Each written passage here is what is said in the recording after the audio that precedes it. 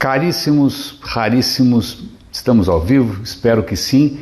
Essa é mais uma live completamente não programada, que eu avisei obviamente em cima da hora, não teve nenhuma estratégia aqui de lançamento, eu não fiz um teaser, né? Eu não sei como é que eu conecto isso no Analytics, porque na verdade aqui eu não estava interessado necessariamente em bombar as minhas métricas ou qualquer coisa parecida, eu estava simplesmente querendo compartilhar algumas ideias enquanto elas estão frescas. É o que eu tenho feito nos últimos dias, né? Acho que eu tenho ouvido alguns conteúdos muito bacanas, isso tem se conectado de uma maneira que me leva a compartilhar com vocês as ideias que surgem. E hoje de manhã, passando o aspirador, por acaso, eu ouvi um podcast sensacional, vou dar o link para vocês, na verdade sobre outro aspirador, que é o YouTube, que é um aspirador de atenção.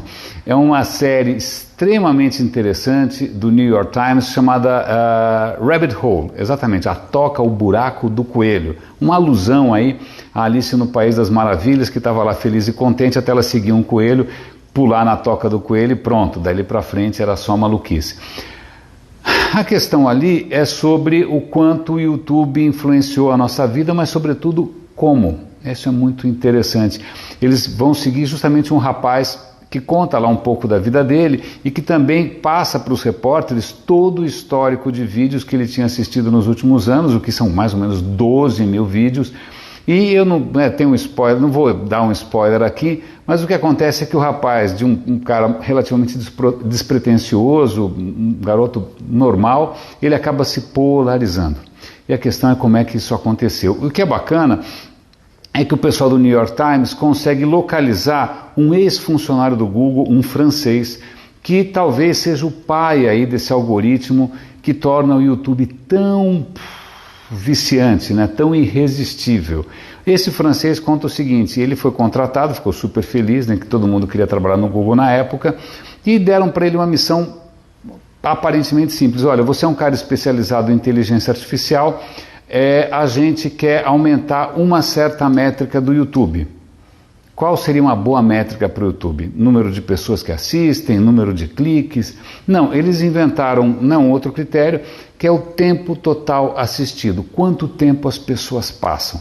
Então, esse rapaz, esse especialista, ele resolveu o quê? Criar ali um algoritmo que você assistiu uma certa coisa, ele começa a te recomendar coisas parecidas para você não sair mais.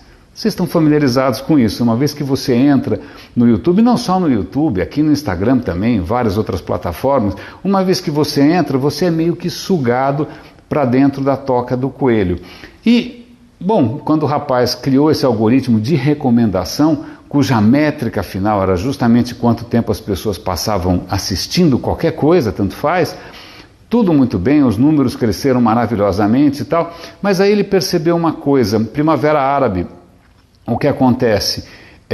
Tem manifestantes versus polícia. Então vamos imaginar que você fosse um egípcio que não tivesse uma opinião muito formada, você entra para ver o que está acontecendo e por acaso você cai num vídeo dos manifestantes. Se você assistir um vídeo dos manifestantes, a plataforma vai te recomendar o quê? Mais vídeos dos manifestantes, e mais vídeos, e mais vídeos, e mais vídeos. Quando você vai ver, você já está super enfronhado com a questão dos manifestantes, você já praticamente abraçou aquela causa, mas se por acaso o primeiro vídeo que você tivesse visto, quando você não sabia nada, fosse um vídeo da polícia ou um vídeo do governo, o que o algoritmo te mostraria? Mais vídeos do governo, mais vídeos da polícia, e você ia provavelmente mergulhar nesse outro buraco do coelho aí, e ia se tornar provavelmente alguém com horror aos manifestantes, apoiando o governo.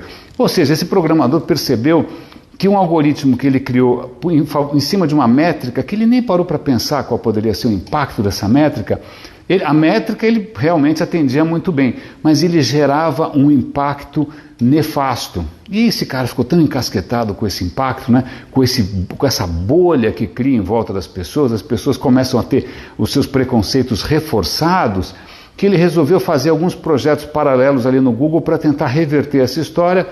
Resumo da ópera: foi demitido. E aí esse rapaz dá uma entrevista, ele conta, ouçam um podcast que é muito legal, inclusive nessa hora de teorias de conspiração, polarização do governo, gente que não acredita na ciência, ajuda muito a entender de onde vem essas coisas mirabolantes. Eu até fico pensando o que ganham essas pessoas que criam esses conteúdos tão completamente tóxicos, tão completamente mentirosos. O que eles ganham? Qual é a métrica? Será que também eles só estão querendo tempo? Quantas pessoas estão assistindo por quanto tempo? Porque talvez com isso eles vão ganhar dinheiro e dane-se o resto? Ou será que eles querem realmente alguma coisa? É muito provável que uma boa parte dessas pessoas não esteja preocupada necessariamente com o efeito concreto daquilo que elas estão propondo, mas sim com o fato disso chamar muito a atenção e dar muito dinheiro. Na verdade, o propósito aqui dessa live que eu estou fazendo é justamente chamar a atenção para o quanto a gente pode se deixar cegar, se deixar hipnotizar, se deixar levar por uma métrica. Uma métrica, o cara te passou, olha, sua métrica é essa, o seu objetivo é esse, é isso que você tem que fazer. Você vai atrás.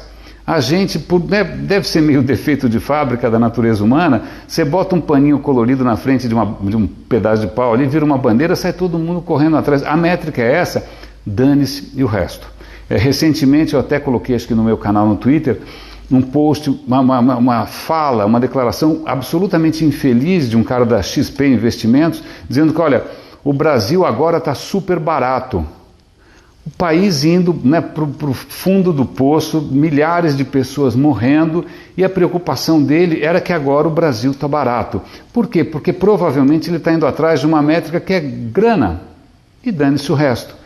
Você já deve ter visto de perto, eu já vi gente de perto, cuja métrica passou a ser grana. Eu quero grana, eu quero ficar rico. Pode até ser que fique rico.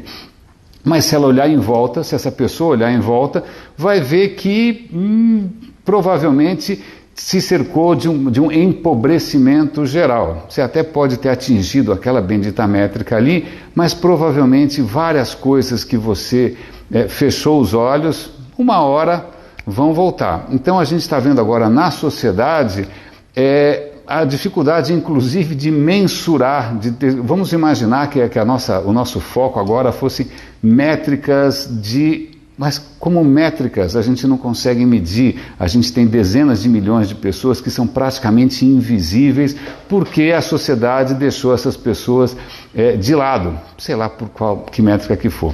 A questão aqui é a seguinte, certamente essa pandemia, ok, talvez mude um pouco a vida da gente, então, muito provavelmente a gente vai voltar ao normal, mas o que eu queria colocar aqui é mais ou menos o que aconteceu com esse programador do Google.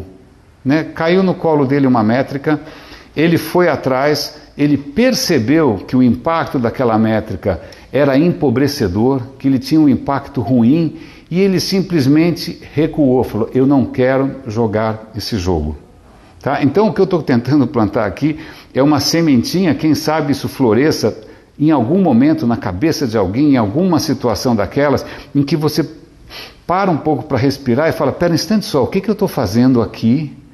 O que eu estou fazendo aqui? Sei lá, fiz 200 anos de engenharia para só ficar pensando em mercado financeiro, o país está precisando de engenheiros que façam respiradores e o máximo que eu sei fazer é mexer no mercado de ações. Peraí, que métrica realmente eu estou seguindo?